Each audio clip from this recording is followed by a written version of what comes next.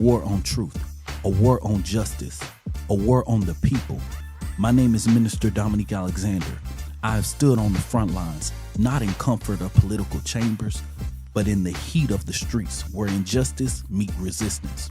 For the last decade, I've led the Next Generation Action Network into the fight for human and civil rights, from the courtroom steps to the classroom, from the protest line to the policy room. But now, we bring the front line to you.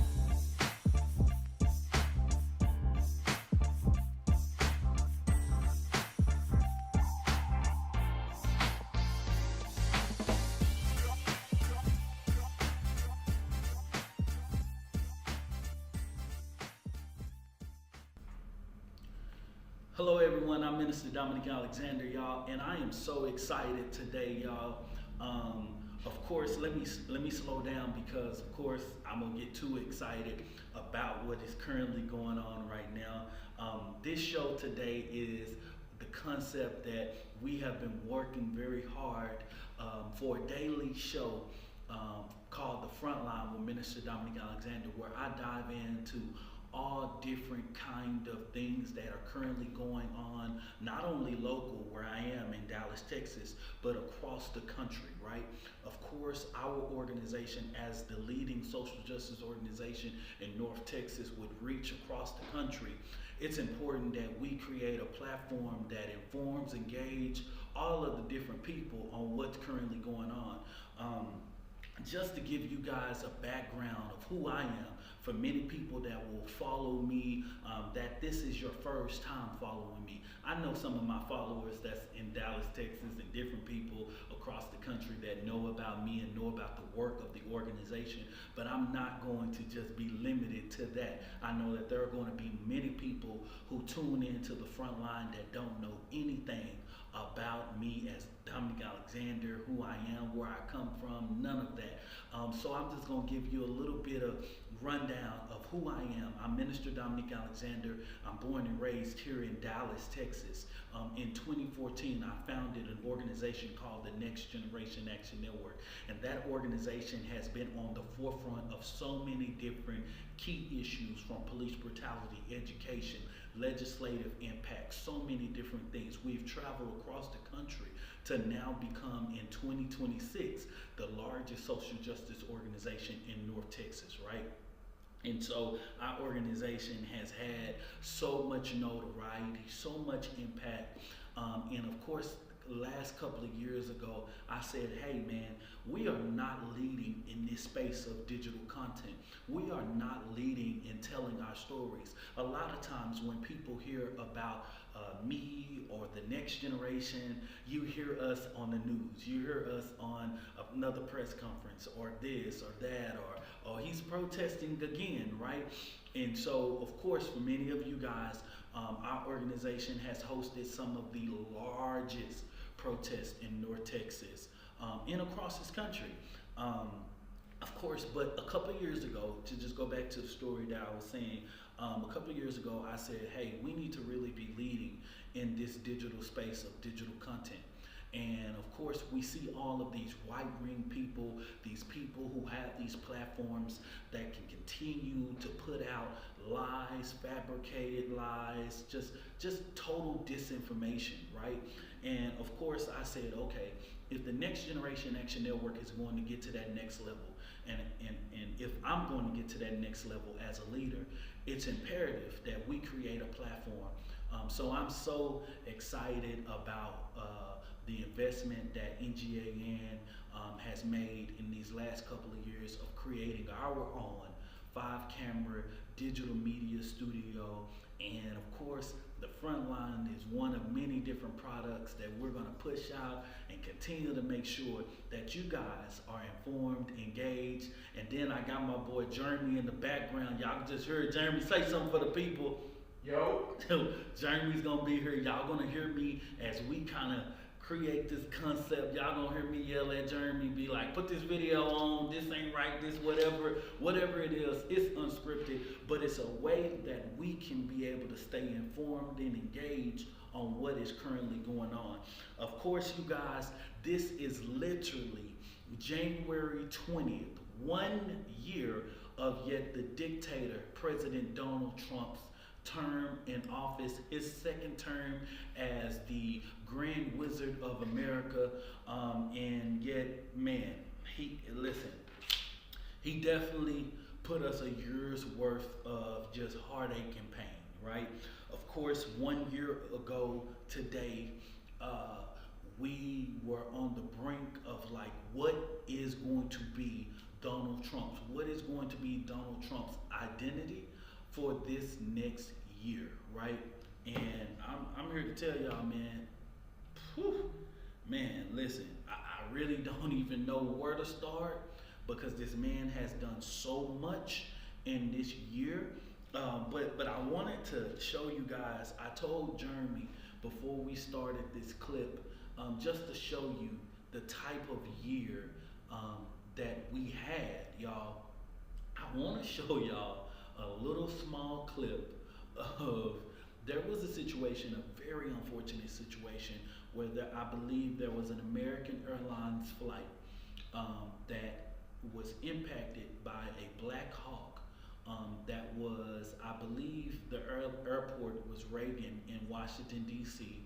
And of course they had impacted a Black Hawk flight and literally had a mid-air collision as this American Airlines flight was in its landing descent to Reagan Airport.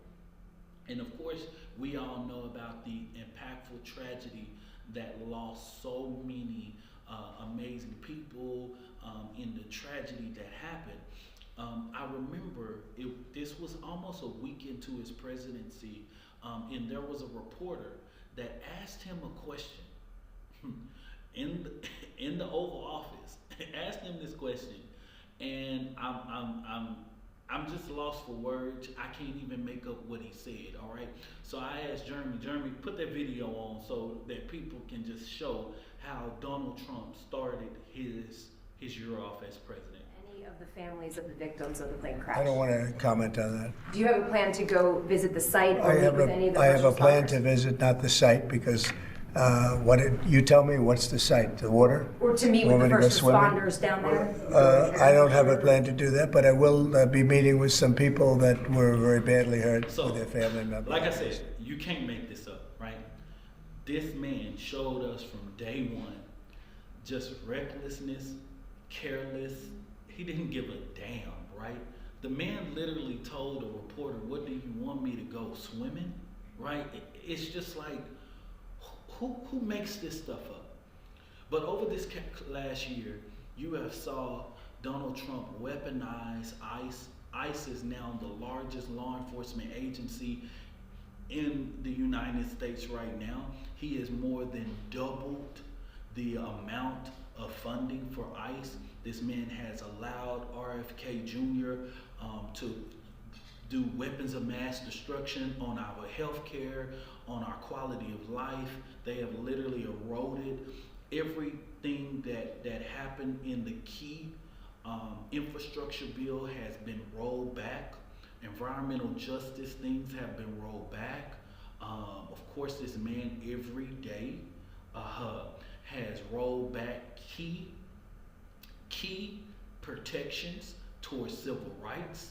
Of course, we already knew that he literally was elected on the quest that Republicans had to destroy the Voting Rights Act, right? But on top of that, this man has done everything that he could possibly do to destroy everything. And yesterday, the nation paused as we remembered Dr. Martin Luther King Jr., right? And I want to tell people all the time, Dr. Martin Luther King Jr.'s legacy is not just a one-day thing. Dr. King's legacy is 365 days of the year. What this man has done to that legacy, what this man has done to the legacy, the sacrifices of the Amelia Bunton Robinson, the Fannie Lou Hamers, the Malcolm X, all of these people who died and literally sacrificed their life and sacrificed the majority of their life fighting for the rights of others, fighting for a generation that they never met. And sometimes I believe in 2026 that we forget about that fight. And I always challenge people to understand is that Dr. King literally said in that 1993 I Have a Dream speech, he talked about it, and so many people like to talk about it and its beautifulness and it just all of the excitement of it, right? But Dr. King, in a challenging moment, had another interview years later, and he said that I'm afraid to say that that dream has now turned into an American nightmare, right? And so the reality is that we want to focus in 2026 because colonialized control, we want to focus on the dream and not the American nightmare. And right now we wonder why in 2026 that why are we going through what we're going through? We're going through it because we have people telling us to focus on that dream and not that American nightmare. So let's unpack that American nightmare, because Donald Trump did not become an overnight sensation, right? You have the foundation and the principles of what really shifted that Republican Party that come out of the Ronald Reagan era and continue to fester in the Tea Party situation, and of course when Barack Obama was elected, in this case of white supremacy. And now we have revisited in 2026 this white supremacist bullcrap. We thought that in 2020, when everybody was mobilizing Get Out to Vote, that this was the last time that we were going to see Donald J. Trump as President of the United States of America. And a lot of us got a lot comfortable.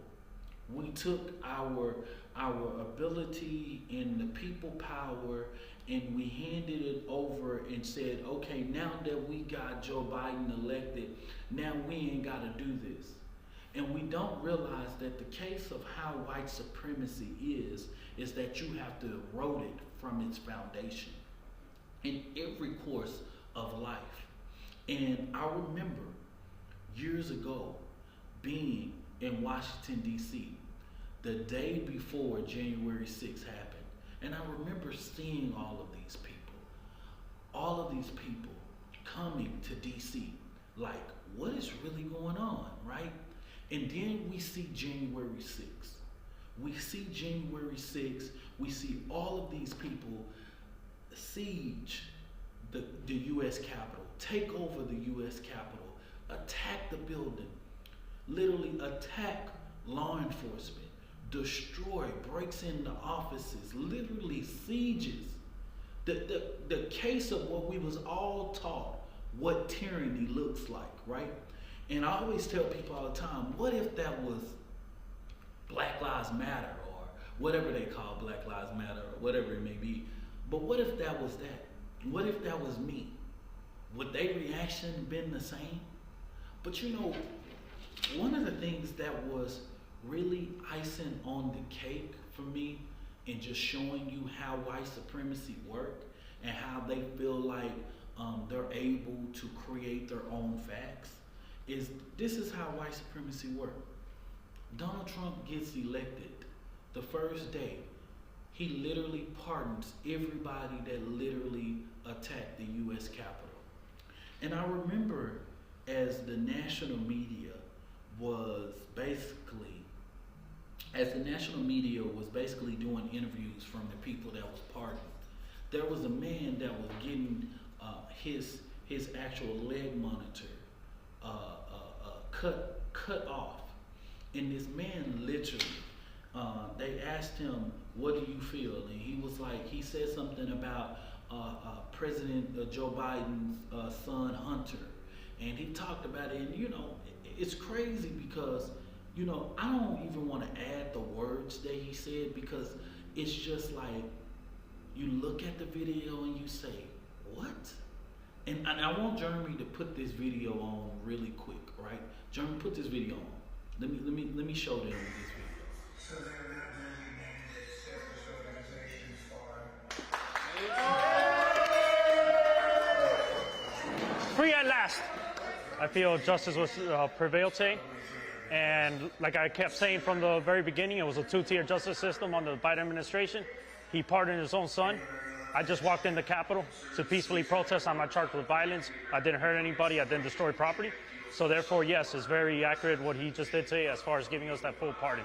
So I agree with it 100%, obviously, and happy about this and ready to get on with my life. You can't even make that stuff up. You walked into the Capitol? Like, there were people hanging off of walls.